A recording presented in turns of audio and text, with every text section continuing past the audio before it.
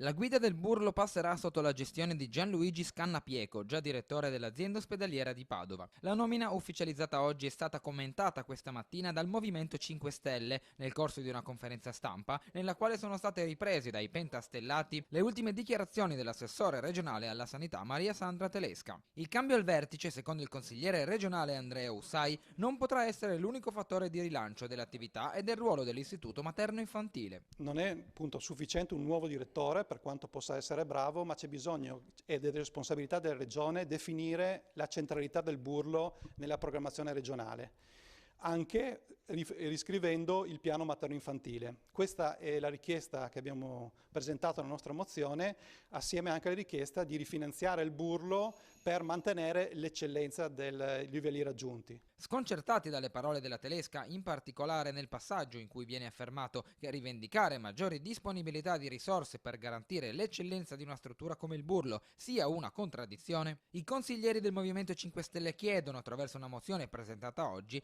la valorizzazione del ruolo regionale degli IRCS e la revisione dei tagli previsti ai finanziamenti per l'istituto, al fine di salvaguardarne i livelli di eccellenza raggiunti. È indispensabile, commentano ancora i grillini, adottare in tempi rapidi un nuovo piano materno-infantile, visto che l'ultimo risale al 2004. E non si possono disperdere le risorse in tanti punti, soprattutto per le patologie complesse. Noi chiederemo a tutti i consiglieri di sottoscrivere questa mozione, non solo i consiglieri triestini, perché il Burlo crediamo sia una risorsa di tutto il Friuli Venezia Giulia.